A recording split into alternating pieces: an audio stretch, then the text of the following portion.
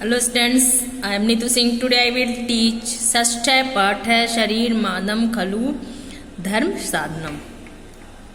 नैर्मल्यम भाव शुद्धिश्च बिना स्नानम न युज्यते तस्मात् कार्य विशुद्ध्यर्थम स्नान मादो विधीयते. बिना स्नान के शरीर की सफाई उचित ढंग से नहीं होती है. बिना स्नान के शरीर की सफाई उचित ढंग से नहीं होती और बिना सफाई विचार शुद्ध नहीं होते हैं. बिना सफाई के विचार भी शुद्ध नहीं होते हैं. इसलिए कार्य की शुद्धि के लिए सर्वप्रथम स्नान अनिवार्य है. इसलिए कार्य की शुद्धि के लिए स्नान अनिवार्य है. सुखवत भाषणम कुर्यात् बकवत ध्यान माचरेत अज्वत चरणम कुर्यात् गजवत सानाम माचरेत. सुखवत भाषणम कुर्यात् बकवत ध्यान माचरेत अद्वत चवर्णम कुर्यात् गजवत स्नानम चरेत. तोते के समान बोलना, तोते के समान बोलना, बगुले के समान ध्यान, बकरे के जैसे चबाना और हाथी के समान नहाना चाहिए. तोते के समान बोलना चाहिए, बगुले के समान ध्यान मग्न होना चाहिए, बकरे के जैसे चबाना चाहिए और हाथी की तरह स्नान करना चाहिए.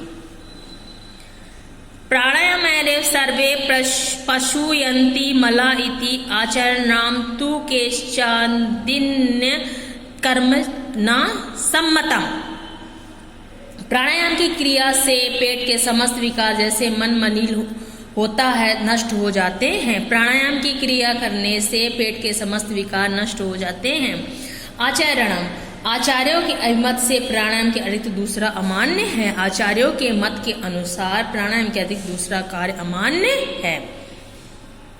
प्राणायामेन युक्तेन सर्वरोग क्षयो भवेत् अयुक्ताभ्यास योगेन सर्वरोगस्य संभवा.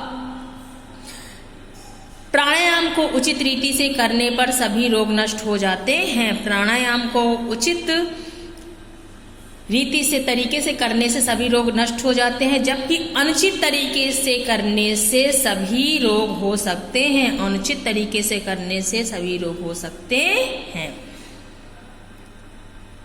अत्यंबु पानान्य विपचन्त्यन्नम निरंबु पाश्चान्य सा एव दोष है तस्मानांतरो वहिने विवर्धनाय मुहुर्वरी पिबेद भूरि.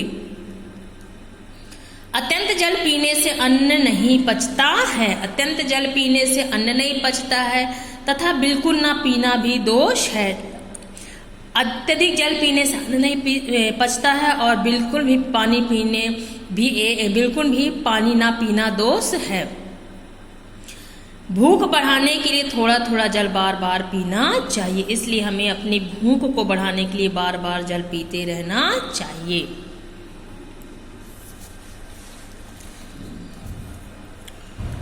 नारागण्याप्यविज्ञानात् आहार अनुपयोजेत परिच्छेहित मनुष्यात् देहो आहार संभवा.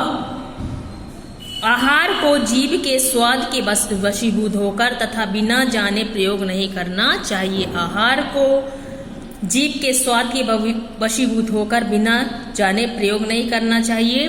अपने हित को ध्यान में रखकर आहार ग्रहण करना चाहिए तथा अपने हित को ध्यान में रखते हुए हमें भोजन करना चाहिए. दीपो भक्ष्यते ध्वांत कज्जनम च प्रसूते यदन्यम बछेन्यम जायते तादृशी प्रजा.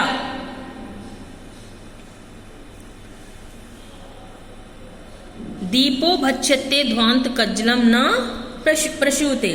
दीपक अंधकार का भक्षण करता है और काजल को जन्म देता है.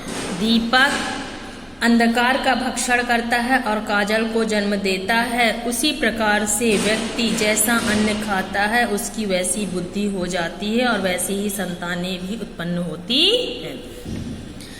नास्ति क्षुधा समम नास्ति रोग क्षुधा समः नास्त्याहार सम सौख्यम नास्ति क्रोध समो रिपु. भूख के समान दुख नहीं है, भूख के समान दुख नहीं है और भूख के समान कोई रोग नहीं है. भोजन के समान कोई दूसरा सुख नहीं है और क्रोध को सबसे बड़ा दुश्मन कहा गया है. उपानहो च वाशस्य घृतमैन्य धारेत उपवीत अलंकार सृजम करकमेव च। जूते और दूसरों के पहने वस्त्र नहीं धारण करना चाहिए। जूतों को और दूसरे के जो वस्त्र होते हैं वो कभी नहीं धारण करना चाहिए। इसके अतिरिक्त जनेऊ, आभूषण और माला किसी अन्य के जलपात्र का उपयोग वर्जित है। इसके अलावा जनेऊ, आभूषण और माला किसी अन्य के जलपात्र का उपयोग वर्जित है। आत्मनेव मन्येत कर्तारम सुख दुखियो तस्मात् क्षेत्रकरम मार्गम प्रतिपदेत नो त्रसेत। सुख दुख का कर्ता अपने को ही मानना चाहिए। सुख और दुख का कर्ता अपने को मानना चाहिए, इसलिए हमें हितकारी मार्ग पर चलते हुए कभी भयभीत नहीं होना चाहिए।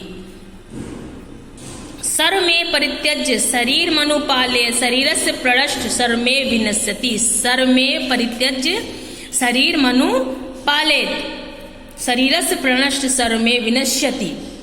शरीर के रक्षार्थ सब कुछ त्याग कर शरीर का पालन करें। शरीर के रक्षार्थ के लिए सभी कुछ त्याग कर शरीर का पालन करें, क्योंकि शरीर नष्ट होने पर कुछ भी शेष नहीं रहता है। क्योंकि शरीर के नष्ट हो जाने पर कुछ भी शेष नहीं रहता है। स्टूडेंट, जैसे कि मैंने आपको चैप्टर 6 शरीर माध्यम खलु धर्म साधनम हिंदी में एक्सप्लेन किया, आपको बहुत अच्छे से समझ में आ गया होगा।